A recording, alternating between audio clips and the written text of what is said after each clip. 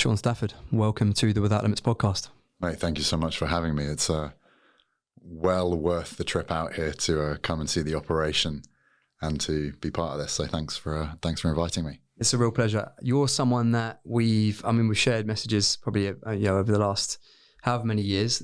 Paths have crossed at various different points in time, old body power places and that kind of thing. But we probably never really had any serious FaceTime where we've got the chance to sit down and discuss each other's businesses and things that we've done. I know we had a nice little 45 minutes there before we started recording.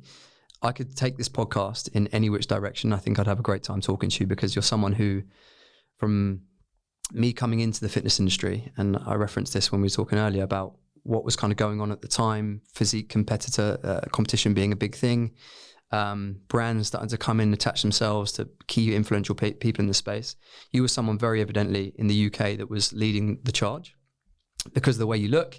Very good looking bloke, amazing physique, and you've got a personality to boot as well, which I think was why you were on a pedestal at the time.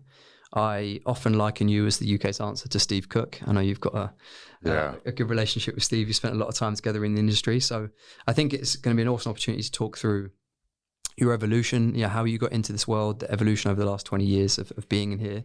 You're someone who can provide inspiration to any personal trainers, gym owners, business owners, people who work with brands, because you're someone who's been there and done it now for more often or longer than a lot of people that are currently in this space. 5 years my senior, someone that I can very much look to as where I could potentially be with balancing fatherhood, fitness, business in time to come. So that's just a little pre-frame of why I'm so excited and why I think the listeners will enjoy this episode. Before we go any further, I always ask everyone what Without Limits means to them. So what does Without Limits mean to you, Shaun? I think, firstly, thank you so much for such a really nice introduction. A lot of the time it's because you live in the moment and you live in the present, you kind of forget and you maybe go through a phase in your life where something is front and center and it's the most important thing, and then things change, things evolve, and you move on and you almost forget about it. So listening to you talk there almost reminded me of some of the stuff that I've done over the last 10, 15, 20 years.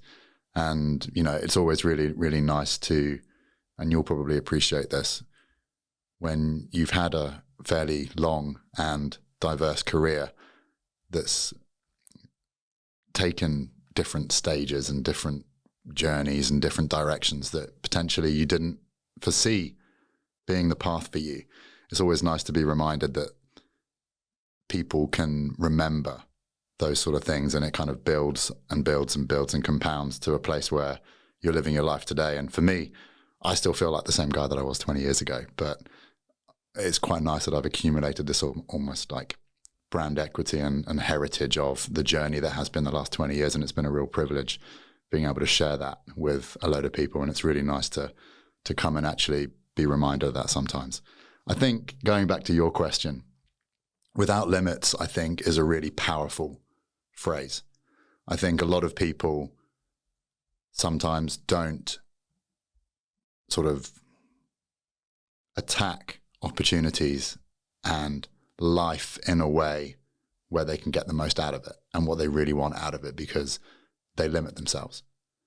And whether that's the way they've been conditioned, their aspirations, whatever it may be, whatever's holding somebody back and stopping them from really going after what they want in life, I think having a Without Limits attitude and having a Without Limits mindset really unlocks the aspirations of what you really want to get out of your life. We're only here once.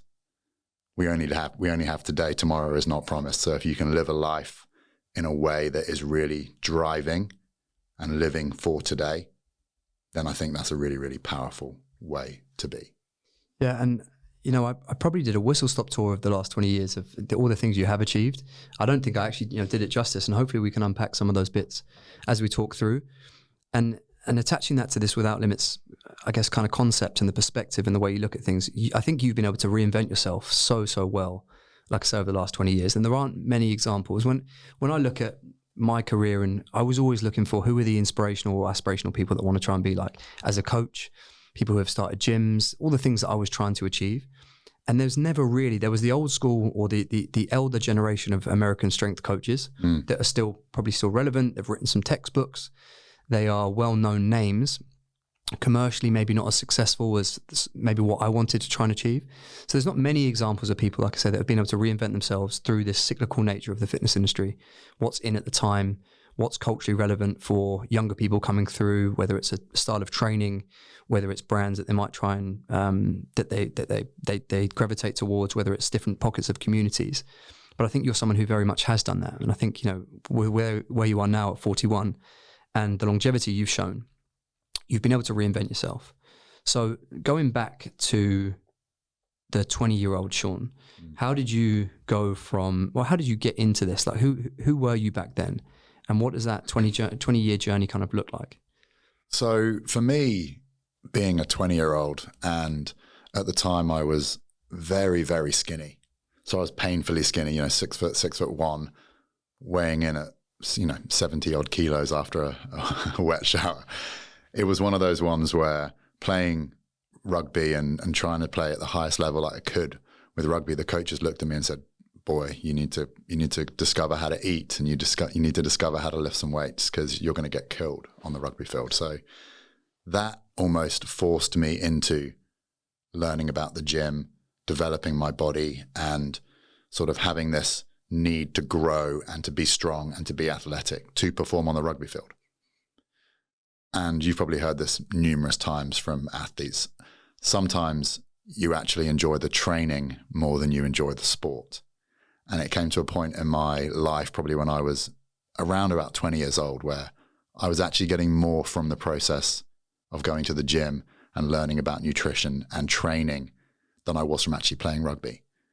And luckily, when I look back, I ended up getting injured and had to stop playing rugby at the level which I was really aspiring to. And I put all that attention into the gym, learning my trade, learning my craft. And throughout my time at university, I was, in order to try and keep the bills down and to keep that student loan down, I was going back to my local gym in Winchester and working behind the desk, getting qualified from level 2 up to level 3. Then I started PTing on the university holidays, really working my way from the basement of fitness up to that upper echelon of what I thought was, I'm a PT. I can charge 40 quid for a PT session back in the day. But it was one of those things where taking my existence from the classroom and being a student to being in a gym felt like a really natural progression for me. Like, I got to go to work and I got to train people and train myself and be in a really social environment, which was what the gym I was working in was. And it was great. And making good money, the pounds per hour that you were charging as a PT back in the day was great. And everything was going really, really well. And I just thought, you know what? I've got a degree. And most of the guys that I did my degree with went on to be bankers, lawyers, that sort of stuff. And I was like, I'm actually really happy with what I'm doing now, and the money I'm making is pretty good. So let's just keep going with this and see how far I can go. And that's when moved to London, started working in a gym in central London, built up a really good sort of work ethic around managing clients, learning my craft, learning my trade. There's the 10,000 hour rule, right? You don't get good at anything until you've been doing it for 10,000 hours. And I think the volume of sessions I was doing, trying to make as much money as possible as a young sort of early 20s-year-old guy in London, it just really motivated me to get really, really good at becoming a PT. I'm going to jump in because I think, again, when we go back to your kind of, I guess, identity and the way in which you've evolved that, if we look at you as a coach, and that story you've just told there, that apprenticeship of behind the desk in a gym, learning interpersonal skills, customer service, making sure people are welcomed when they enter, evolving that and progressing onto the gym floor, gym level, level 2, that might be instruction, whatever it may be, running some consultations, some inductions into the gym, all the way to the level 3 and then coaching, and then the 10,000 hours. That's lost now, I think, because of the rise and popularity of going online, instant gratification, trying to make quick money. A lot of what trainers consume now are all around the business side of coaching rather than actually getting good at your craft. Yeah. Reference back to the fact that you've been helping this game for 20 years. Do you think people still have the same opportunity to be in for 20 years now that the apprenticeship has been lost? I think if you have the right mindset and you have the right grounding and you ask the right questions, then I think you can set yourself up for success in this game. To put it into context, I did a talk at a conference last week, and the talk it was a panel talk, and it was about business and about opening gyms and all that sort of stuff. And afterwards, a guy came up to me and said, "Hey, I've just sold my business. I've got some money, and my son is 17, 18. He's just finishing college, and we're thinking about opening a gym together." And I was like, "Great." He goes, "What should I do? Should I go and start my own gym, or should I do a franchise?" And I said, "Okay, first and foremost, have either of you ever worked in a gym?" And he looked at me as if I was crazy and said, "Well, no." And I was like, "If I were you, both you and your son, I would start at the bottom. I would go and ask your local gym or a gym in your area, can I have a job for 6 months? And start at the bottom. And if in 6 months' time you love it still, by all means, open up your own gym. But until your 17, 18-year-old son, and even yourself, has got up at 4 a.m. to go and make sure all the equipment is clean and tidy and all that sort of stuff, it teaches you about the ecosystem of a gym. You get to appreciate every aspect of it. You know, even as a PT now, I own the gyms, and I walk in and immediately I go and I make sure the towels are straight, and I make sure the gym is perfectly pristinely tidy and clean. And the staff that I employ, they understand that it's the little things that matter, and it's that customer experience that matters. And I think sometimes when people miss out that early morning start, that starting at the bottom and working your way up, they don't get an appreciation for all of the little jobs that go unnoticed in a gym that makes it so important and makes it actually function. So I think if people are aware that to do it right and to really be in it for the long term, that you might have to take a step back to take 4 or 5 steps forward. I think if you're asking those sort of questions about not how quickly can I get to the top, but how can I get to the top in a way that is going to put me in the best position when I'm at the top, I think then people can be in this game for the long term. How was it received by that guy? He's clearly a successful business owner, but how was that received? I think he glazed over a little bit, if I'm honest. Because I think he asked the question with 2 outcomes that he thought were both stomachable. As in, he thought, well, I could do this and I could do this and I can get on board with both of those.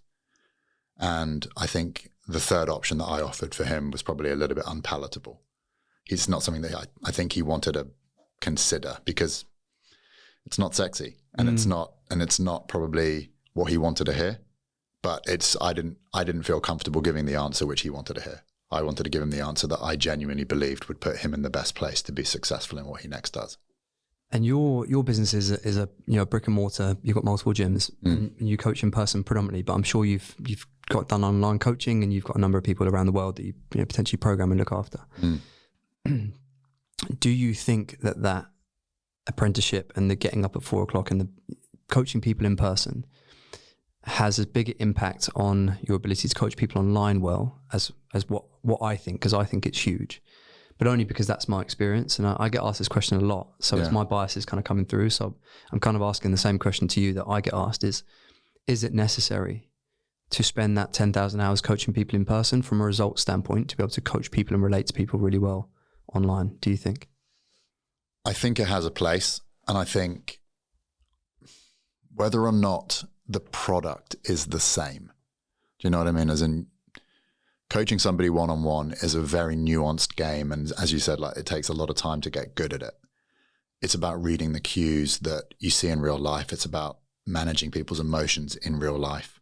It's about, cueing and coaching biomechanically, but also reading energy. And I feel that is a skill which you don't get the opportunity to display necessarily when you're coaching through a screen. I think a lot of people, when they get into personal training and when they want to get into personal training, the drive that makes them want to take that career path is they enjoy working with people. They enjoy a gym environment and they enjoy helping and motivating people towards that end. And I think the transition through to an online modality in coaching takes away, it just puts a barrier up on a lot of people connecting with those core ideals of why they got into the game. Don't get me wrong. Online coaching is brilliant and it has its place, and the people that are doing it really well, like yourself, have a real material impact in the people's lives that they're dealing with. I think it's a different skill set to what you need if you're a one-on-one coach. And I'm not saying they're not mutually exclusive. I think most people that are good one-on-one coaches will be good online coaches. I'm not sure whether it works the other way around. I'm not sure if people that are good online coaches are necessarily skilled at delivering the service in real life. But I do think that people that choose to do one-on-one are often a different breed to the people that choose to do online. Yeah, I think that's a nice way to put it. Let's go back to that point in time where you get into coaching and you move to London. Naturally, if we look at modern day, what happens for most fitness professionals, given that they probably got into the gym through a story of failed athlete, rugby player, like me and you to some degree, and various other things, right? But there's a real passion for health and fitness, sport, whatever it may be. And there's still this kind of burning desire to authenticate some of your training methods by competing in various different bits and pieces. Nowadays, it's things like high rocks, turf games, marathons, etc. And we'll come on to your involvement in some of those things. But back then, those outlets weren't available to us. And I remember coming into fitness space at that time, which is when I first came across you. Like I say, you're one of these key figureheads here in the UK. And the outlet was more around what you could do with your physique from a aesthetic, visual perspective. So how did you get into that world? Because for people that maybe don't know what you were like 20 years ago or 15 years ago, you were a world champion physique competitor. So how did you go from PT? Because you were doing the two things side by side, right? Yeah. So at that point, I was playing a little bit of sevens rugby, and that was a really good competitive outlet. But then it came a point where I wasn't playing at the level that I wanted to be playing at anymore, and I got injured again. And I said, you know what? Enough of this mugs game that is rugby. I'm gonna do something different. And you kind of you roll around in the wasteland of training without a goal. And it's a horrible place to be. And a lot of people probably can relate to that unless you're training for something, a lot of the time you're going into the gym and you're running through the motions. You're just letting the wheels spin, but there's no real fire in your belly because that end goal of something to, really hang your hat on and tie your flag to of what you're working towards isn't there. And I was having a conversation with a colleague and she said, well, have you seen these new shows that are coming out? There's men's physique, there's women's bikini. I think we should do that. I think I would do better than you if we both entered a show. And I said, that sounds like a challenge. And we bet who would do better. And so we picked a show, it was 4 months away. She entered it, I entered it, and we both went ham just to see who could do better. And it was a real eye-opener. It was one of those things where it was kind of at the tipping point of where these shows in the UK were becoming quite popular. They were really big in the States and they were kind of trickling over, as everything does, trickling over to the UK. And there was this British Championships and I thought, I'm going to enter that. And put my head down, trained hard for about 3 or 4 months, entered the show, ended up winning that show. And I was like, brilliant. Unfortunately, she also won her show. So we never actually really know who won the bet, but it kind of opened up my eyes of, do you know what? That last 4 months of training and dieting and getting myself in the best shape, best physical shape in terms of the way I looked I've ever been was really enjoyable. But not only was it really enjoyable, it was really good for my business because I was I was almost like the guinea pig that all my clients wanted. Everyone wanted to know how to get in extreme shape. They wanted to know how to increase muscle mass, how to drop body fat, how to get the proportions dialed in. And basically how to look insane. And whether they want that actual end result or whether they want something that's dialed back quite considerably, the process and having gone through the trenches and learning about your body and learning about what protocols work, nutrition, training, all that sort of stuff, I came out of it and said, do you know what? That was really valuable. That was really valuable to myself from a personal point of view. I'm in the best shape ever. it was also really, really good from an education point of view, as in I'm a much better trainer for having put myself through that. But then also from a business point of view, I was booked, fully booked, because no one else in the gym looked like I looked right then. And so I thought, this is actually something that's really worth doing. So I looked at when the next show would be. And it was the WBFF European Championships in about 6 months' time. And I said, okay, I'm going to come in better then than I did for the British. Went away, trained hard, learned some more, actually hired a coach, believe it or not, to try and educate me even more and to build up the package that I was bringing to the stage, so that when I stepped on stage at the Europeans, I was infinitely better than I was at the British. And I ended up winning that one. And with that one, I won a pro card, which means I could then compete in the pro circuit. And the next inevitable stage on that journey was the World Championships. And that was in Toronto, Canada. And it was one of those ones where I was like, you know what? I should start documenting this. And so I started posting my workouts and doing little clips on my phone and posting them on Facebook, showing my age. And so I started a Facebook page charting my journey from the European Championships to the World Championships. And I think starting with a couple of hundred people on my Facebook page, posting my workouts daily, this was 10, 11 years ago, grew that Facebook following to over 1 million. Jeez, I didn't know that. Yeah, and it was one of those things where when we're talking about intrinsic and extrinsic motivation, right? The intrinsic motivation of me not only being in insane shape, but, learning, feeling good, looking good was all there. That's always been in me. And the want and the desire to win and be the best. That was kind of fulfilling that part of my life, that internal drive to be successful in something that I want to be successful in. But then marry that with the external motivation of, I post a video, I get 100,000 likes. My Instagram following and my Facebook following is going through the roof. And all of a sudden brands that I dreamed of working with, Optimum Nutrition, Lululemon, Gymshark, were knocking on my door saying, hey, we really like what you're doing. Do you want to start getting paid to do that? And therefore you're getting that extrinsic motivation. So it was almost like this perfect time in my life where I was pretty much a professional athlete. I was PTing in the morning, training, funneling myself towards these shows. And when I won the World Championships in Toronto as a pro, everything just blew up. And it was one of those moments where 18 months earlier, I was like a knackered rugby player. And fast forward 18 months, I'd won 3 shows back to back, my first 3 shows back to back. I was a pro world champion, the face of this global brand, sponsored by this company, sponsored by that company, sponsored by that company. And it was one of those things where you look back and you go, Jesus, this started as a bet.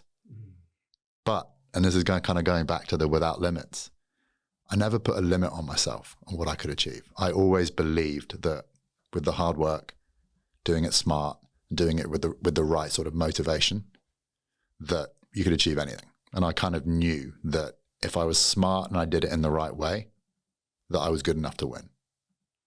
I want to pick up on a few things that you sort of said there in that point in time. The first one that comes to mind, because a lot of people listening will have transitioned from a sport into trying to train to look a certain way. How did training change from your days as a rugby player, sevens player, into that first 6 months of looking to be a physique competitor?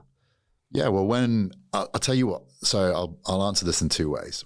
The training moved very much from performance-based in terms of the exercises that we were doing were, squats and cleans and deads and all that sort of stuff, which translated to a rugby field. When I then went into the physique and bodybuilding, it was a higher volume, so a lower weight, higher volume, much more beach weightsy. It was fantastic. But you really got to saw your body change, with the different modalities and switching from that almost strength and conditioning style of workout, which you'd have for rugby, into that more physique focused. The biggest change was in my diet.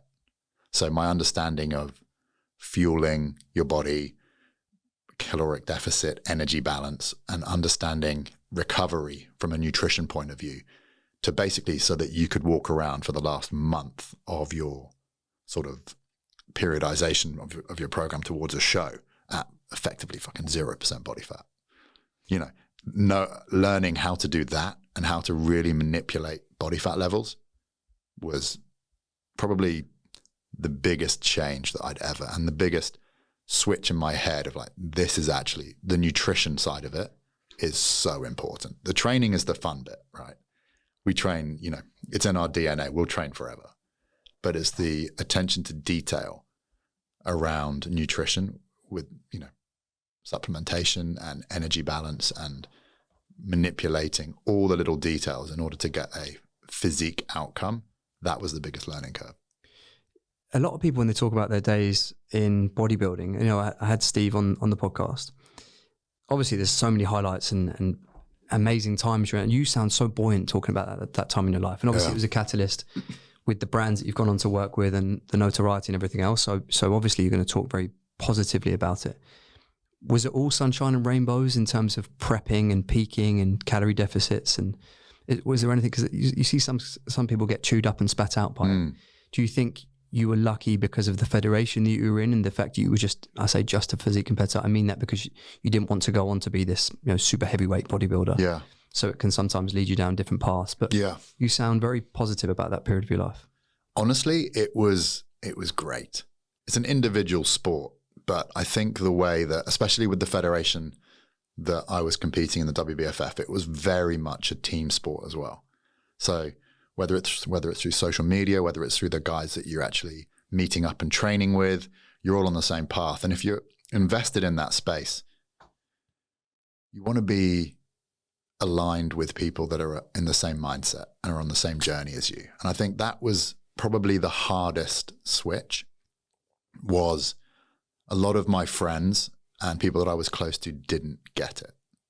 And they didn't understand what it takes to compete at the very highest level. They're all proud of me, right? They all were like, wow, have you seen my mate Shaun? He's doing this, sharing my videos and things, very, very proud. But they also didn't understand it. They didn't understand the sacrifice and the fact that I can't go out and have dinner with them on a, Friday night because I've got to be up early in the morning training, and I've also maxed out my calories, and we're this close to a show. There's a lot of, I think what a lot of people don't understand, or maybe they do, is when you are on that journey competing as a professional physique athlete, there is a lot of sacrifice, and you put your physique as the church at the center of the village, and everything else doesn't fucking matter. And I think that is a very, very unsustainable place to be, which is why I think a lot of people get chewed up and spat out. Did you leave that world at the top? Yeah. So my journey, and I won't go into it too much because I have a tendency to reminisce and waffle and sort of get super nostalgic about it. But so I won my first world championship in 2012 in Toronto, went back in 2013, had a terrible prep in the lead up to it, came third, was livid. And to be honest, if I'm honest, and this is a bit of a shout out to the guys at WBFF, they always want the returning champions to come and defend their titles. And about 5 weeks out, I knew that I wasn't where I needed to be. And they were just like, look, you've got to come and defend your title. That's what you do. That's what we want, the champ there to do his best, to come out, to smile.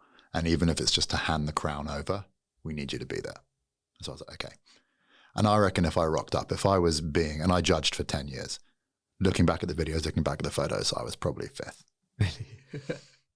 But I think they understood the sacrifice that I'd put myself through to be there and to hand the crown over when I could have just said, guys, I'm not competing this year.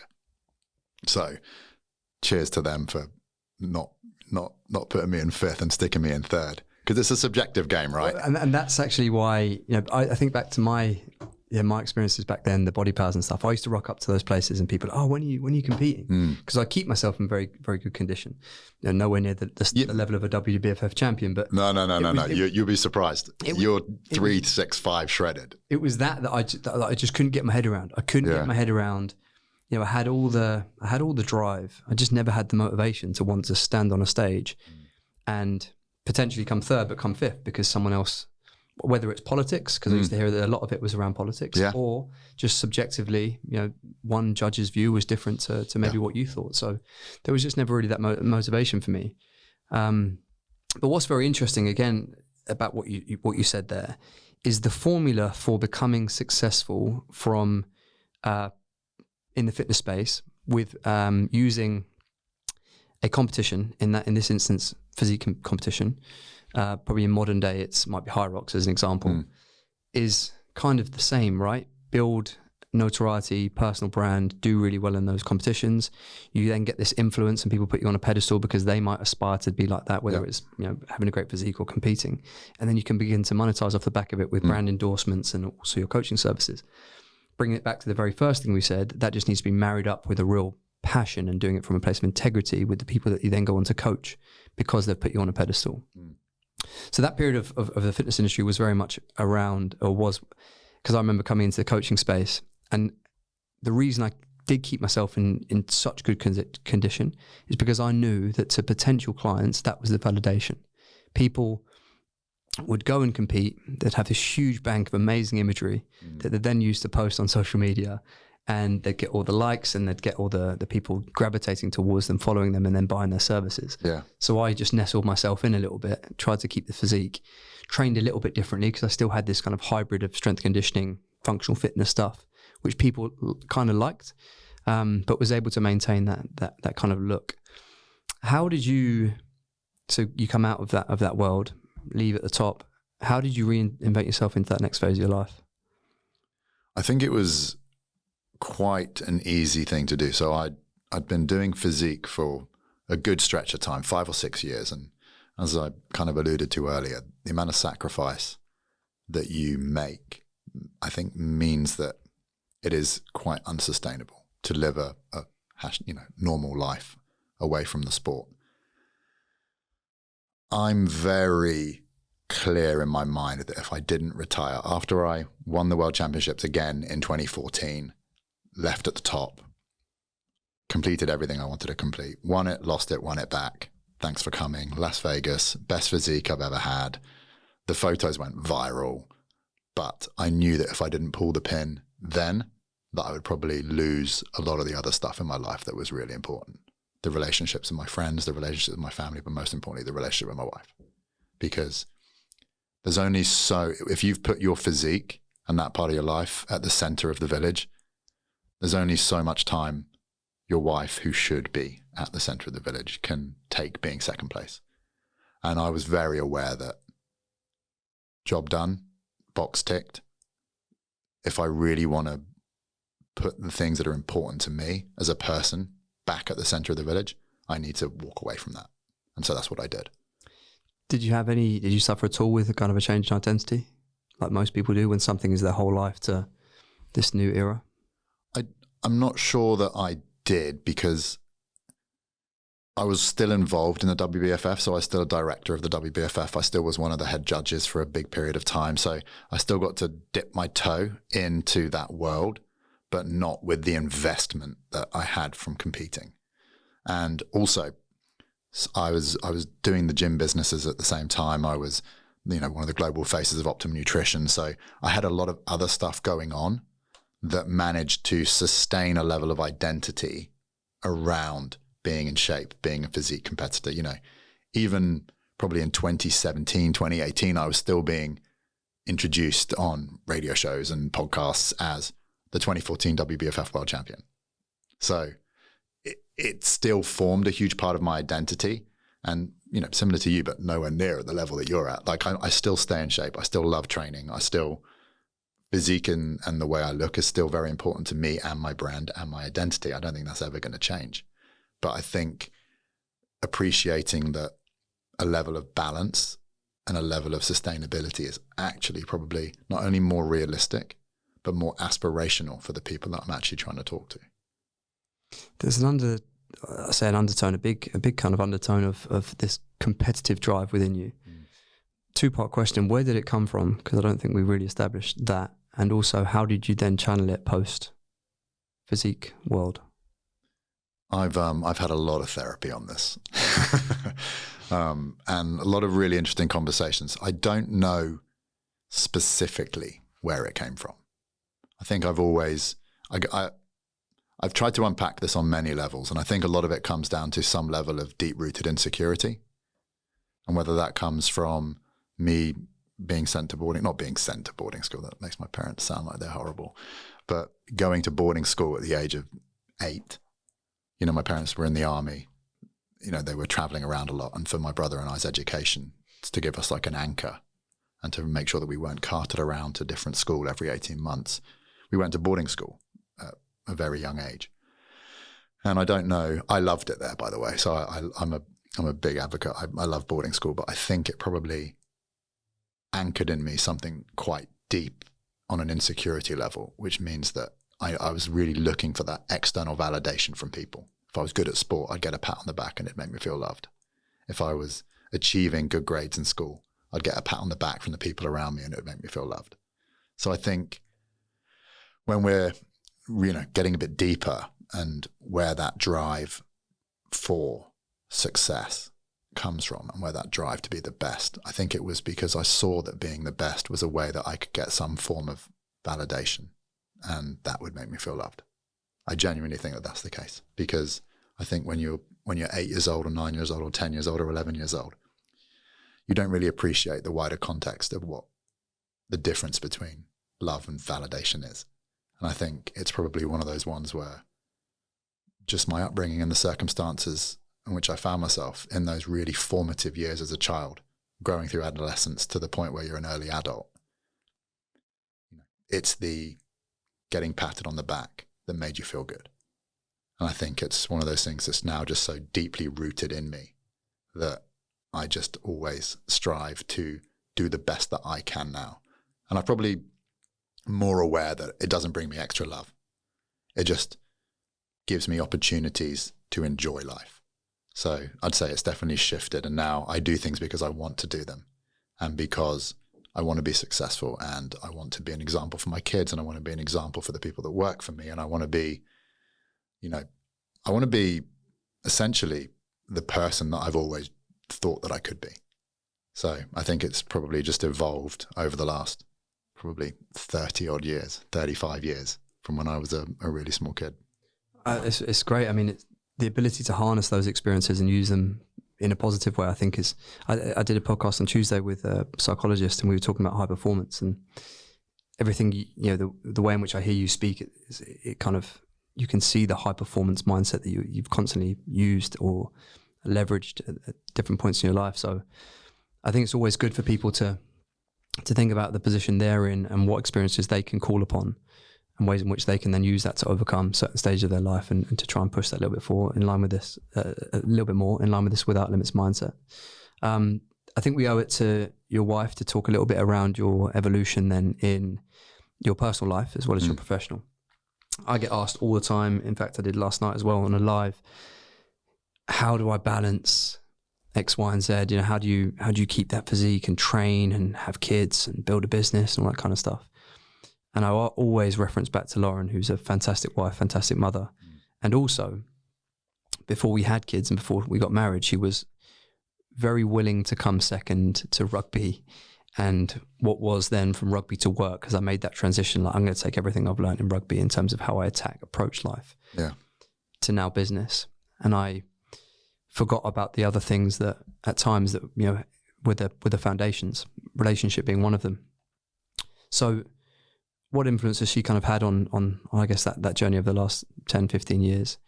And for people that are in the same or in positions of fostering relationships and trying to, going through those levels of maturity, how important have you found that, and ways in which you can manage it? Because I've heard you speak about therapy sessions that you guys do and things. Yeah. It's one of those ones where we met when we were 21. Right, so we've been together for 20 years, and we've been married for coming up 15 of those 20 years. And I think with the course of any relationship, circumstances, context, everything changes, right? You have a choice. You either grow together or you grow apart. And I think that's happening more and more. I think something that's anchored in me and has been anchored in me for a very long time is that you work your hardest to get the outcome that you want. You don't give up. You don't, if something's broken, you fix it, you don't replace it. And I think I took the same attitude to the relationship. And I'm almost going to split this into two parts, right? So I've been with my wife for 20 years, and I won the last world championship 10 years ago. So at the halfway point of my relationship with my wife. And I would say that I was very selfish in the first 10 years of that relationship. Whereas I think when we drew a line under the sand and we took a really honest look at what our relationship needed to be successful in the next however many years, and it's been 10 up until this point, I needed to reframe my position of being less selfish and actually looking at the dynamic between the two of us as equal. And if anything, my time is to now support her and hers is to support me. And that we are definitely, it's not me and her, it's an us. And therapy was one of those things which I was against it at first. I'm not sure. Naturally. I wasn't as open to it as I now am, because it felt like it was almost being imposed on me. It was something that she suggested that we do in order to sort of bulletproof our relationship moving forward, because, we all have our issues. We all have our demons. Two people that are very distinct individuals that are quite fiery and opinionated together can be super powerful, but it can also be super destructive if it's not managed properly. And I think we needed to broaden our toolkit on how we manage our personalities so that there is common ground and there is communication, there is trust, which is all stuff that I've learned over the last 10 years of having therapy. But it's one of those ones where that investment in that second half of the relationship, this last 10 years, has been about trying to foster that unit where there's not necessarily a dominant partner. And it's also not only that, it's really appreciating the difference in the roles that you play. One is not more important than the other. If it's the man going out and earning the money and working the hours, and it's the wife, looking after the children and creating, being the homemaker, whatever it is, those two things are equal power level. They are equally important, and that they're very different, but one is certainly not harder than the other. And that you usually gravitate towards what you're better at, right? So I think I would be a terrible homemaker. My patience level is lower. I can't cook. There's just a lot that goes into, running a household and being the primary carer in a family that I just know that is not the optimal best use of my skill set. And it's about appreciating the differences and really supporting each other and really having a pared back idea of what is important. And for me and for her, we decided sort of when we went on this route of therapy that the family and the longevity and being in a place which is an amazing relationship, that is what needs to be at the center of the village. And we're going to do whatever it takes to maintain that. I love that. How did the introduction of kids change your world? Because I remember that I've obviously followed you for a long time. I remember that your son being born first, and that journey. It looks like you've taken to it fantastically, but yeah, it was one of those ones where it's not something that I was never really paternal. Like my brother's got a son who's a bit older, so he's 15, and he was kind of the first child, which I was like, oh, I actually don't mind this kid. This kid's all right. So my nephew, I was like, I can look after this kid for a couple of hours and it's not going to be the end of the world. And this was at early 30s. I wasn't paternal at all. And my wife, to be honest, wasn't super maternal, but we knew we wanted kids. So that first sort of introduction to parenthood was eye-opening. It was mind-blowing. But at the same time, it changed everything. And people always say, oh yeah, but you had a dog. Like surely you knew the responsibility and you knew what it's like to love something that's not yourself, etc. And I always say, and this is a bit of a mean thing to say, but before I had kids, like if you asked me how much I loved my dog out of 10, I'd say, 9.5, 10 out of 10. And then fast forward till you have a child of your own, and you ask yourself the same question, how much do you love your dog? And it's like, well, if my son's a 10, the dog's got to be like 3, 4. And it sounds really like a horrible thing to say, but it opens up and unlocks so much of your heart in a way that a lot of people, until they're parents, they don't comprehend. And they can't comprehend because they don't know any different. They didn't know that what was previously a 10 drops down to like a 5 because you've got this capacity to love something so much more. And I think once you access that part of your heart and that part of your life, it becomes the most important thing. Everything you do is to make sure that they are safe, that they are taken care of, and that they're happy. And I think as soon as you just like embrace that, your life just goes turbo. You'll know this as well. Yeah, you're a dad, so it's so powerful. I think you have a very similar. I think you hold true and value this similar things to myself. You reference like wanting to stay in shape for as long as you can. Something obviously that I'm very very conscious of and have the same view on. Unlocking this other part of your heart when you have kids completely, and also this I want to be with my wife forever, so long as it's the right thing for both of us, whilst also trying to leave a bit of legacy with what we're doing within the fitness space. So what's your, I guess getting into detail a little bit, and obviously everyone's context is different because of, their resource, the time and what's important to them, but what's your kind of formula of managing your physique? And let's actually get into detail of how many times a week are you training, the formula for time with your kids and family. What do you set aside time there? Is it evenings, weekends, and business? Because like I say, a lot of people that will listen to this, both men and women, are trying to develop their physique, develop their relationships, and take steps in their career. So yeah, what's your formula as someone who it's fair to say you do pretty well at all three of those? Yeah, I'd say it's probably my capacity to get shit done is probably my biggest superpower. Like, it's one of those ones where I really, if I say I'm going to do something, I try and do it from start to finish. I close the loop because I hate having tabs open on my laptop where they stay open for too long. So I'd say for me, going back to the question, I feel like, and I'm spinning a lot of plates at the same time. And I think there's a level of worry that one of them's going to drop and smash at all times. And I think that probably puts us in a state of heightened arousal, which also drives a supreme level of productivity. And I'll break it down. So my training at the moment is I want to be strong. I want to be fit. I want to have good health, be pain-free, and go on holiday and look good. That's, and also we've talked about it earlier, touched on it, that it's a big part of my identity as a fitness professional.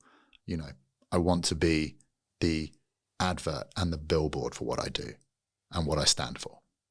And when it comes to my training, I try and train 3 to 4 times a week. I try and keep it varied. I'm very lucky that I get to lift with one of my clients. So I almost get paid to train. Right, I give them a very special rate for that session. But at 7 o'clock on a Monday, Wednesday, and Friday, I'll lift heavy weights, and it will be chest, triceps, shoulders on Monday, heavy, back, biceps, core on Wednesday, and then we alternate. So it's 2 programs split. We alternate. We train Monday, Wednesday, Friday, and it just switches. I'll then put in some functional conditioning. I've got into high rocks the last sort of 6 months. And so I'll do a high rocks based session on Tuesday, usually a high rocks based session on Friday afternoon, and then I'll do something on the weekend. And so that's the nuts and bolts of my training. And it's good, it's sustainable, it's achievable, it's total about 5 hours a week. So it's not, a huge amount of time. When you're looking at 168 hours in the week, 5 hours isn't the biggest time commitment by any stretch. When it comes to my nutrition, I'm very, very lucky that I've been involved with Fresh Fitness Food for fucking 12 years. I was their first ambassador. When they launched the company, I invested. When they did their Angel round number 2, I invested. When they did the 3rd round, I invested again. It's something that I genuinely believed in. Shout out Casper. Shout out to the Sea Dog. But I was their first ambassador. I was almost like the face of their brand for a very long period of time. And I've had the privilege to enjoy their service and what they bring to the table for over a decade. Like, I believe in that service and that product so much that when my wife was pregnant with my first son, which was now 9 years ago, I pay for her to go on it. So I get my food for free. #ad, full transparency. And I have done for a decade. But I saw how good it was and how much value you can get from it. And I pay for my wife. So, 9 years ago, she was on it. And it started off as, I'm going to be on it while I'm pregnant. And then I'm going to be on it whilst I get back into shape. Get back into shape after the kid. I'm raising a child, so blah, blah, blah. But we just never cancelled it. And it's something that's now so ingrained in our lives. Monday to Friday, we're on fresh fitness food. And it's amazing. And that really, really helps me stay in shape. I don't have to worry about cooking, don't have to worry about washing up.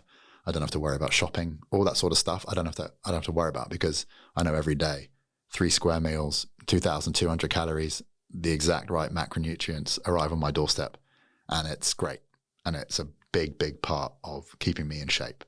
So the 5 hours a week that I spend training, and then the use of fresh fitness food as a service or meal prep, or just keeping a really accurate eye on what I'm eating, helps take care of the physique side of stuff.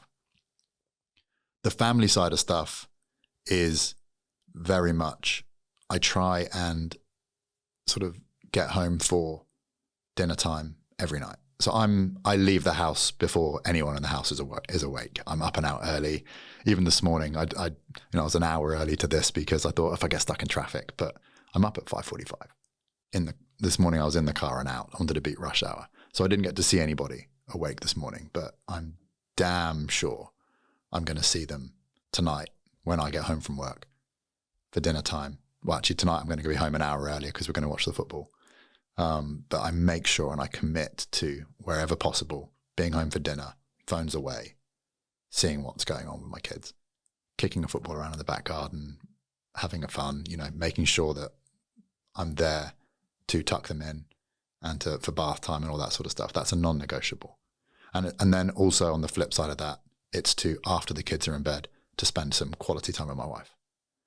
Phones away, laptops away. When I'm at home, I'm home. And I think that's really, really important. And it sounds really bad, but investing a little bit of time with the kids, but also letting them know that mum is the queen, that mum and dad time is also super important. And that family unit, if it's focused on the kids, doesn't work. If it's focused on the parents, doesn't work. It has to be focused on the family, and that the relationships within the family are super important. And so I absolutely make sure that I spend good quality time with my wife, spend good quality time with my kids. But if we're looking at the actual amount of time in a day, this is going back to that super hyper-focused productivity piece. I probably spend an hour and 15, hour and 20 minutes with my kids a day. And I probably spend about an hour and 15, an hour and 20 minutes with my wife a day. Yeah, and about an hour with your fitness. And about an hour with my fitness, yeah. And then you try and cram in, 7 to 8 hours sleep a night if you're lucky. And then the rest of it is into work. Yeah, I mean, going back to the training piece, which I think is super relevant to a lot of people listening, it's funny how, it's not funny, it's evident how it's just world-class basics, right? It's like the consistency of training. I'm sure there's been periods of your life, particularly in your bodybuilding days, where you've trained for longer and you've needed to. But 5 hours of training, do something useful, progressive each week. So each day, each week. And the consistency of the 2,200 calories. I mean, fresh fitness foods, I can vouch for it, is fantastic. A lot of meal preps are fantastic, but I guess the crux of it is it's consistent macros and calories every day, and it's convenient so that you don't skip a beat. And I think if anyone can take something from that point, it's the consistency and the repeatability and sustainability in the context of your life that's enabled you to stay in such great shape. I think the piece around your time with your wife, that's something I probably could work on a little bit more. I think in the evenings, I kind of do an hour and a half, hour and 15 with the kids, while Lauren does some house stuff, and then she'll jump in and do a lot of the bedtime bits and pieces. and we kind of miss out on that key bit together, because I often go to bed at the same time as the kids, and she likes which is what time? They go to I'd say everyone's kind of wrapped up in bed by probably 8:15. It's quite late in my house. You go to bed at 8 o'clock? Yeah. I'll be in my room. Yeah, I'll be in my room. Yeah. I mean, there's a couple of nights a week where stuff goes on. If I train jiu-jitsu late in the evening, that I won't go to bed till sort of 9:30, just because my body and brain's a bit wired. So that's the sacrifice that I made. So if you gave me the choice, and if ever my wife's away, so my wife did the High Rocks World Championships in Nice last week, or weekend before last. So it was me and the boys. Had a boys' weekend. It was fantastic. Lots of ice cream, lots of walks, just good times. Whatever they want, you can have. It was literally, have you seen the movie Yes Day? Yeah. It almost felt like a bit of a yes day. I was like, what do you want to do today? I want to go rock climbing. Okay, let's go find a fucking rock climbing wall. It was great. But they went to bed at 8:30. Is that late for them? Yes, on a weekend, yeah. They usually go to bed at 7:30. We went to bed at 8:30, or I put them down at 8:30, and I was in bed at 8:45. Yeah, I mean, I'm up so my alarm goes off around 4:30, 4:45. So I train first thing.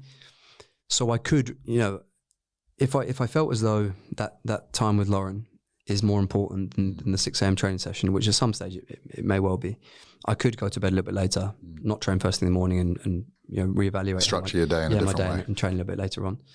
It's just right now, I believe this is what works the best. What does she think? Do you know, whenever I've said to her, should we do dinner together tonight? She's like, I just fucking want to be by myself. Okay. Yeah, when it gets to like at that time of the day, she loves watching terrible television, like the Love Island type vibes. That is terrible. And she loves just sitting there and just having a dinner by herself. Yeah. So I just kind of... Which is, do you know what? The fact that you're evolved enough to not take that personally. Oh, yeah. Do you know what I mean? It's, in a way, it's really it's wonderful. But it's one of those ones where I know a lot of people that would be like, they would look into that and go like, why doesn't she want to spend time with me? Or, but the fact that it's a system that is in play and works for you guys, it's fantastic. The only thing that's becoming increasingly, like she's mentioned it more, is just the need for date nights. I mean, I eat out quite a lot because entertaining, it's all work commitments. Business mogul, mate. Business mogul. You know it is, mate. And she's, you got time to go out for a steak for the 4th time this week, but are we going to go out on dates? So I do need to start being a little bit more proactive with, I guess, a bit of structure and routine, whether it's once every couple of weeks or once a month, to sort of go out and it's on a date. It's making, do you know what it is? It's probably not the time that you're not spending. It's the commitment that you're not making. So I'm sure if you said, Lauren, once a month, we are going to do date night, and it is a non-negotiable, the switch in mindset that you'd both would have, that you've made a commitment to each other that you're going to do this, would probably be way more important than whether it's once a week, whether it's once a month, whether it's once a year. Yeah. It's just that we're going to do this, and I'm investing in, a bit like couples therapy, I'm investing in this time where you are the most important person. And it's about making that, it's vocalizing that, it's taking that step, it's being really proactive in investing in what is important, which is your relationship. Like, I went out, we had our first date night on Saturday, dinner and a movie. First time we've been to the cinema in probably a year, more. And we used to, like, when we were courting, when we were dating, our thing used to be dinner and a movie. Yeah, we had the unlimited Cineworld, whatever it was each month, and that's what we used to do. And this is showing my age and showing what we used to do. So we used to go to Thai Square. Do you know what Thai Square is? It's a bit like a Wagamama's, but for a Thai restaurant. Yeah. And like 10 years ago, we used to go to Thai Square in Islington and then go to the Islington View. And she was like, what do you want to do? It's Father's Day on Sunday. I'll take you out on Saturday. We'll do that as a date night. We'll get a babysitter. And I said, why don't we go to Thai Square and go to Islington View? And she was like, really? And I was like, why not? Like, it's a proper nostalgia trip. And we went to Thai Square. It was definitely not as nice as I remembered it being 10 years ago. I don't think they've updated the interior at all. But then we rolled up to the Islington View and watched a terrible movie. But we had ice cream, we had gummies, we had popcorn, we had the whole shebang. And it was amazing. And it was so nice. And it will probably keep our love tank. And, you know, she won't mind me saying it, but we then went on to have a lot of sex that weekend. And do you know what I mean? And it was one of those things where I'm not saying the two are related, but they're definitely related. Yeah. But it's one of those ones where just going on that commitment and almost like holding each other's hands, like in the cinema, and making that, you know, going for a cheap, shitty dinner. It didn't have to be expensive. It didn't have to be impressive.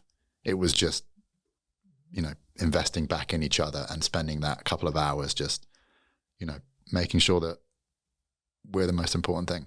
Yeah, I hear that loud and clear. I think I need to get that in the diary. How long have you been married? 2018 we got married, so come to I think 6 years. Yeah, we've done 6 years.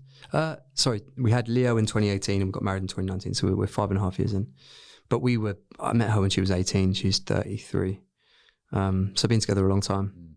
She's been through every sort of twist and turn in my life. So I think wrapping up that bit for me personally, it sounds like I'm now in therapy. There is, sorry. No, it's good. It's like what you said about that first 10 years and that second 10 years, and that I can't remember the analogy you used, but the church in the center of the village. I think with Lauren, because she's so accommodating, at times I probably take that a little bit too much for granted. So and like I said, she's now signposted a few things of date night, so I need to action that. I want to jump back to some business stuff. So you've built, you know, your own brand with City Athletic. You've built your own personal brand, and it's very strong. So there's probably a few parts of this. The Facebook piece where you were like, you know, 1 million followers on Facebook. Wild. You know, you've got a very strong followership on Instagram, but it's not, you know, not 1 million. And there are just like me, there are so many people with these huge, wild followings. I know that your following will be one that has a lot of alignment in terms of shared values to what you put out. I think you'll probably be very, very close to that Instagram social media community. What are the key things for you in terms of building your personal brand, building your brand within your business, but then also working with some of the biggest brands? So that's kind of, I guess, the first part of that question. I also want to know, and I don't want you to name anyone or throw anyone under the bus, but what's the good, the bad, and the ugly of those relationships with brands, as in terms of your experiences? So I think if you were asking me this question 3 or 4 years ago, it would be a very different answer to what I'm going to give you today. So for me, and kind of going back to something we were talking about earlier about one of the plates spinning. So for me, it would have been training, nutrition, physique there. It'd be family here. It'd be business number 1 here. It'd be business number 2 here. And it'd be social media, which at the time was a big revenue generator for me. I then looked at the landscape of the plates that I was spinning, and I knew that one had to drop. For whatever reason, I just knew that my bandwidth and my capacity to execute in the other areas of my life effectively, the commitments were growing. But there's only one of me, and there's only X number of hours in the day, and there's only so much capacity I have to function on the level that I need to function on. So I knew that one plate was going to drop. And I made the choice to drop the social media plate. That's interesting. So I'm not sure if you engage with my stuff or get shown my stuff on social media, but I'd say in the last 3 years, probably since COVID, I fell out of love with it in COVID. I haven't been invested in social media at all. I use it as a tool to share my life on my terms, but brand deals, don't do them. Yeah, I was going to say that. I said the typical content that you see other people post to appease brands or to attract brands. I do follow your stuff, quite closely. And you don't. You may follow it, but you may not be shown it. That's the bit where I fell out of love with it. Was because I'd be producing content as I'd always done, but I'd get people maybe like yourself, that have followed me for a while. They'd be like, I haven't seen any of your stuff like in years. I'm just not shown it. And even if I search for you, sometimes you don't come up. So it's one of those things where I was just like, do you know what? That's an area which, for me at the time, I was investing a lot of time, money, producing good content, et cetera, et cetera. And I just thought, do you know what? This is, because then you start to get caught up in the why am I not being shown, or why is this content not doing so well? Why is, there was a pressure to perform at a certain level and it's completely out of your control. That's what I felt. I felt like I was producing great stuff, really informative, value driven, not selling anything, just trying to share expertise, trying to share knowledge, trying to share things that I thought would bring value to my community. And for whatever reason, it was always tanking. And I just thought, you know what, this is something that's incredibly toxic for me. It's demoralizing, isn't it? It's demoralizing, but it also shifts the place of, I've got X kilowatts of energy to put into my life. And this is a sink for that energy. And it's out of my control and it drives anxiety. And I thought, you know what, I don't need that.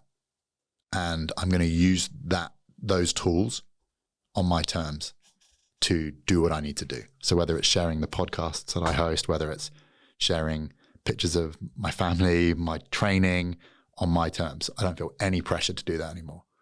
Do you think you were so what I'm looking for, you were almost given the confidence because you had an in-person business that didn't necessarily rely on your social media at this stage? 100%. 100%. I genuinely, I've been working with Ghost for 4 or 5 years now. And before this year, I was kind of managing their global influencer program. So overseeing the hundreds of influencers that work for us. And I would hate to be in that bucket where my income, my status, everything that I produce and that I almost validate myself on is a big chunk of my identity. It's completely out of your control. And that to me would be horrific. I see the insecurity that it drives. I see how unhappy it makes people. I've had, friends that work with Ghost that are, they work with Ghost because they're my friends and I trust them and I back them and I know they're great content creators. I see the stress it brings to them. And I'm just like, thank God I have bricks and mortar. I have a board. I have great colleagues that I see every day that I get to work with and that I'm not alone with a camera trying to think up things to sell products. I feel very, very blessed that of all the plates that I was spinning, that was the one I chose to drop. I can completely relate. I mean, I feel the same too. I mean, I know a lot of our business with the online coaching is heavily kind of attached and aligned with what we put out in terms of from a content perspective. My personal brand, should it go down, we can still survive. Maybe not to the same level in the online space, but we can certainly still survive. So I certainly feel a lot of pressure off myself in that respect. And I also have someone that creates a lot of the content for me, which is also helpful. Yeah, even just being here for the 40 minutes when I arrived early, seeing the team that you have in place and the infrastructure you have here, I can tell that you're not alone on that journey and that you've got that expertise and that skill set and that really good team around you. So I can completely understand how you are using social media as a tool on your own terms, which I think is super important. I've referenced it a lot. A lot of people see me as the face of it, rightly so, but I'm just literally riding the crest of a wave of the people around me that kind of keep that wave and the momentum going. Okay, so on the I didn't answer the question that you originally asked at all, did I? not fully, but I think it. Yeah. I think we understand. Yeah, what you did wrap up is the fact that the play for you now isn't necessarily going after brands or trying to work with brands. You've built your own. The second part of the question was the good, the bad, and the ugly of brands. So managing thousands of influencers or hundreds of influencers with Ghost. And I asked this question from a selfish standpoint. We're looking to bring in more ambassadors and influencers into the Marchon brand because I can only, myself and the coaches, and we can only take it so far. And there'll be a number of people that are constantly trying to take those steps up in their career within the fitness space and want to work with brands, ours, Ghosts, others. So what are the key things you would look for with bringing in influencers and what are the things that you may have had your fingers burnt? Like I say, the good, the bad and ugly with brands. Who does it well and why? So I think something that is super important when it comes to working with brands is the authenticity play. If you don't identify with the brand, if you don't resonate with what they're selling, whether it's content, whether it's products, whatever it is, if you're only picking that brand because they're willing to pay you, that is not a great brand fit for you or the brand. And I think when selecting influencers and looking at partnerships of what is going to be key to the success of the brand and the influencer, that connection and that authentic relationship needs to be there. That needs to be front and center. So I don't think we would ever, at Ghost, I don't think we would ever hire somebody that doesn't use our products. And it's one of those things where... So they would have had to invest in buying those products? No, not necessarily. So we would highlight somebody that has the look, the community, the feel of our brand, and then say, hey, have you ever tried Ghost? And if they said no, we'd say, okay, before we have a conversation, we're going to send you some stuff. Don't post about it. Don't do anything. Just try it. Let us know what you feel. Let us know what you think. And then if you like it, we can have a conversation. And that's where we would always start.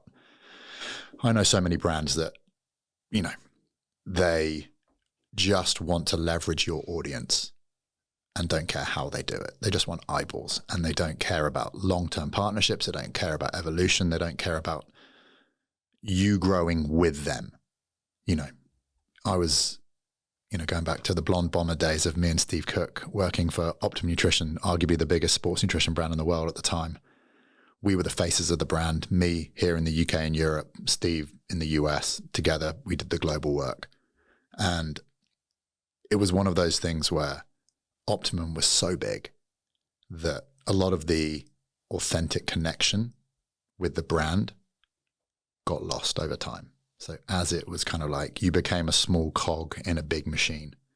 And Optimum were great. And I loved all the people I worked with, our brand managers, our talent managers, the photographers, the videographers, everybody that we touched along the way was incredible at the brand. But when you're working for such a big company, feeling like you matter can get lost. And I think I was there for 8 years, which was a huge amount of time, a huge chunk of my life. And when I left to join Ghost, the reason why I left was because of the people. Because most of the guys that I really loved and respected and were doing great things and got me and got my brand and got where the connection was, they left Optimum, whether they got fired, whether they chose to move on to a different brand, whatever. So that when I would go to Optimum and say, hey, look, this is what I want to be doing. This is where I think we could be doing this great work and this partnership, et cetera, et cetera. The people I looked around, I didn't know. And I didn't really have that connection with. And that's where with Ghost, it was set up by two of my really close friends. And they were like, look, we need to go to war with you. Like, it's all about who you have at your back, who you go to war with, and we want you. And so I was just like, it was a no-brainer. Like, I was a fan of the brand, I was a fan of the product, but I was a fan of the people and their almost cavalier attitude to let's go disrupt, and we're family, let's go. And it's kind of like, I feel that you guys have that same sort of vibe here. Like, it's, you'll go to war for any of your guys, right? And I say this to the guys that work for me at the gym. I was like, you do right by me, I'll do right by you. I'll always look after you. I'll always back you. You know, if you need me to go to war for you, and this could be the guy that sits on the front of house, if he's got a problem and I can help him with it, I will run through fire for that guy, because I know that he'll do the same. So I think going back to the companies that do really well are the guys that really care about the influencers and the community that you have. So your Marchon community, the brand that you would work with, they would care about your community and they would care about you, and there would be an authentic use point for that. I think the brands that don't do it so well,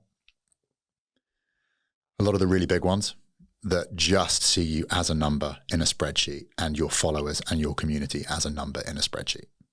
You've worked with them previously. I've worked with them previously. You know, we don't need to name and shame, but it's one of those ones where unless you get that authentic connection with the brand, it's very, very difficult to have that authentic relationship with your community too. Yeah, it's such a powerful piece.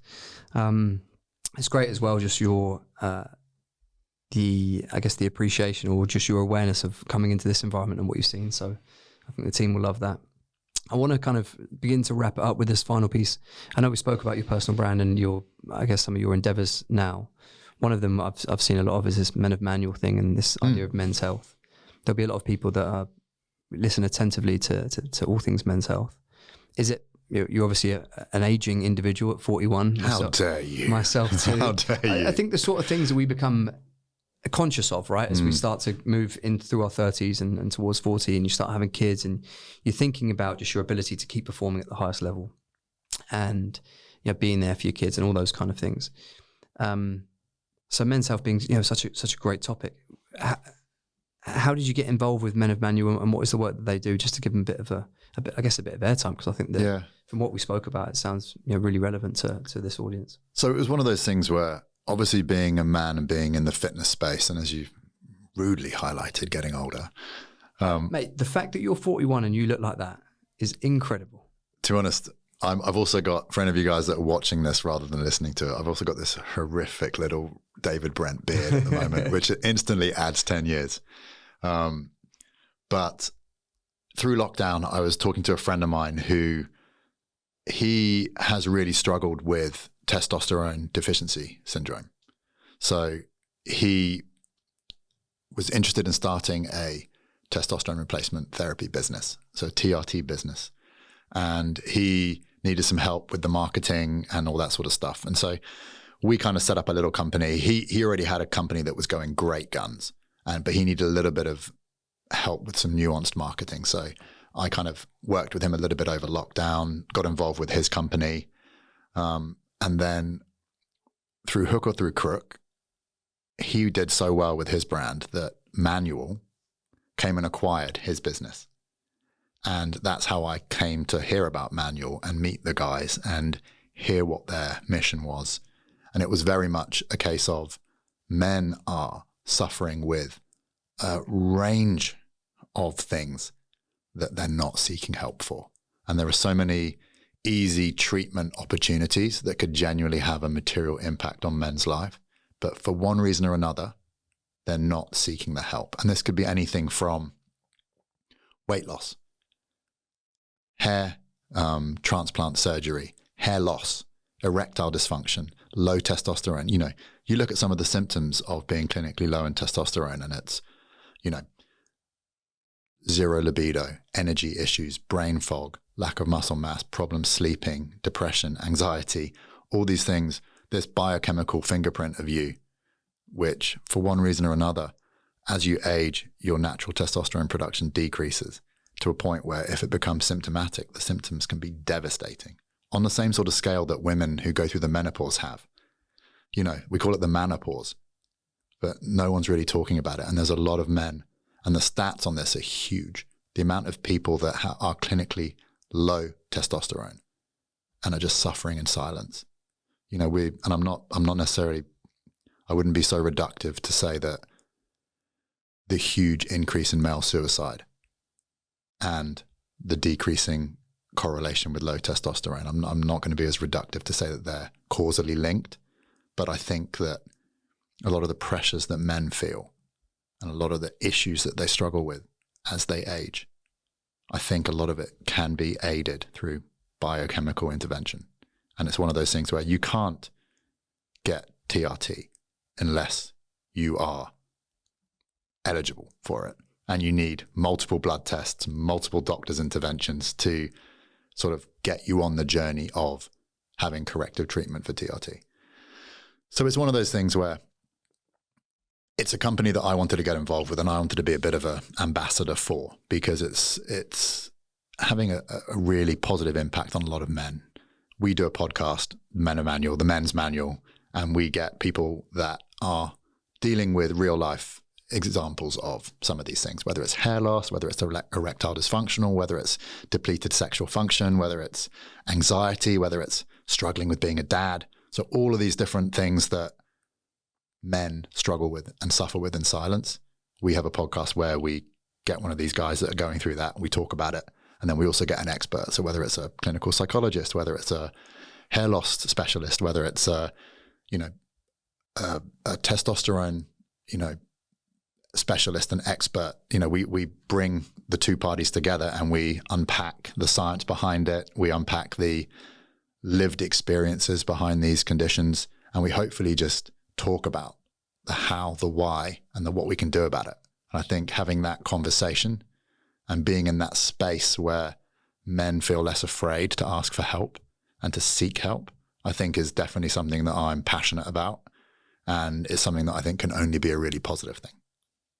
It sounds like God's work, mate. So shout out Manuel, and I've checked out the podcast. I think it's great. I want to wrap up with, what would you have done differently, if anything, if you had your time again so far in the fitness space? I think, and I've been asked this a few times, and I've kind of tried to come to an answer which doesn't seem too cliche. And I think I'm super happy with where I am in life. I love my life. I wake up every day. I love my business. I love the work that I do. I love the people I interact with. I love my family. I feel that for me to be where I am, I've had to go through what I've gone through. The good, the bad, the ugly, the mistakes, the wins, the losses. So I think to regret any of that would take away from where I am now. And because I'm so grateful and I'm so thankful for where I am, I almost regret nothing that has happened in my life. That's quite reductive, and it's quite, it's maybe not the answer that you would want for a podcast like this, but it's genuinely how I feel. I think it's a consistent answer with people who see any of those challenges or potential failures or shortcomings as lessons and ways in which they could get to where they are today. So I don't think it's a disappointing answer at all. I think it's fairly consistent with what I would say. And I think a lot of us that have reached the stages we're at in life, and like I said, the various levels of success, it's because we've viewed situations as opportunities to learn and grow. So, and I think that's probably the mantra behind Without Limits. So going back to that very first question, I think it's taking all the challenges that life throws at you and looking at them with that viewpoint of no limitations here. It's every hurdle is an opportunity to grow, to progress, to be everything that you want to be and more. So I think it's a nice question to end on. Yeah, I mean, I fucking love that. I think we've ended up being slightly longer than normal, which I could have carried on.